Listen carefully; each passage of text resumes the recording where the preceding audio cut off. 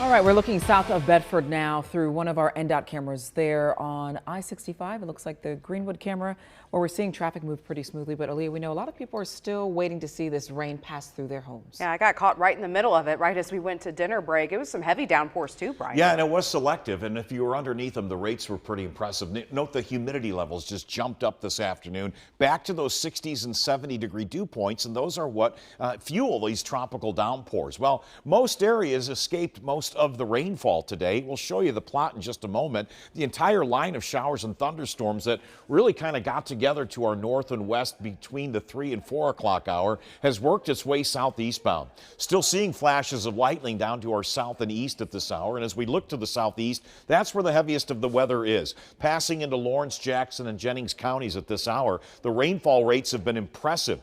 As a matter of fact, it came down so heavy in Bloomington, they had a quick 2 inches of rainfall. There was some minor flooding reported in downtown Bloomington, but flash flood warnings went up, and there's certainly going to be, at least for a few hours, the potential there for some high water, standing water on roadways that don't typically have water on them. The rates of thunder and lightning here are pretty impressive. So kind of taking a look at the storm that is right now moving into western portions of Lawrence County, 133 cloud-to-ground lightning strikes in the last 10 minutes.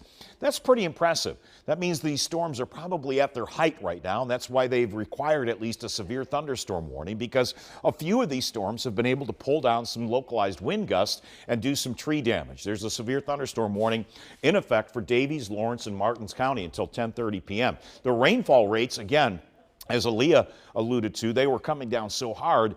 That was a minor storm compared to one like this, or the one that was in Bloomington or Ellettsville, producing 2 inches per hour rate. So that means it's just coming down in buckets, and that's going to prompt at least the potential for a few flash flood warnings again, possibly down towards Paoli or Point South. These are some of the severe weather reports, and they were reported tree damage, not uncommon when you get this tropical air gets energized and you can get some localized heavy winds and certainly localized heavy rainfall. There's the 1.74 inches in Bloomington, about an inch in Steinsville. You can go up the road and find nothing and then run into about a half inch in Martinsville. Indianapolis only gets 16/100ths of an inch of rain. So again, pretty selective and likely going to be winding down here before midnight. The tarp is out at Victory Field after a day game, and that homestand continues this week. 72 is the temperature there.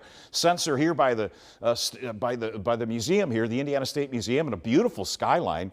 We've really improved the weather after those downpours in Indianapolis earlier on in the afternoon kind of eluded us. Those were a little bit more north and a little south, and things are settling south and east. These are some of the cumulonimbus clouds as seen off to the south and east this evening on another day that is going to go into the books at about normal, or at least below normal. We've had 17 90-degree days. We've run into a stretch now of below normal temperatures. We haven't reached 86 degrees now in a week and a half. That's about ready to change. Our summer is still weighing on the warmer than average side, but it's running 2 degrees cooler than last summer.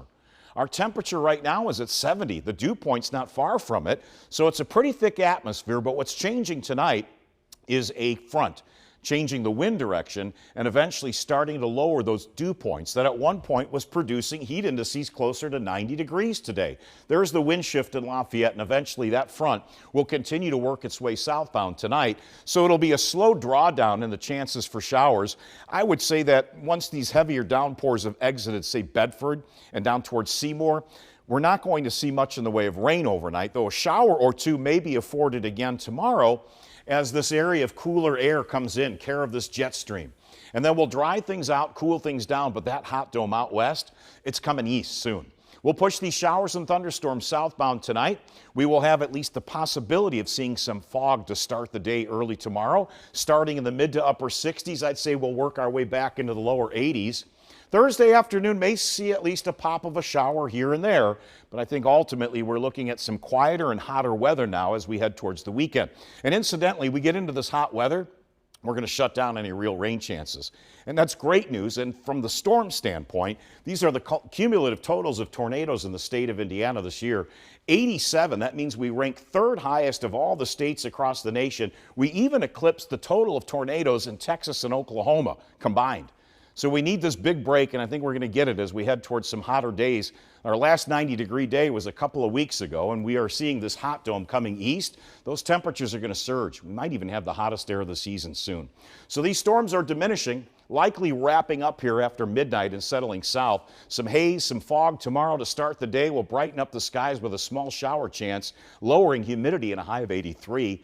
Pleasant weather, honestly, getting into the weekend with low humidity, but it will get steamy by Sunday and the hottest day of the season to start September.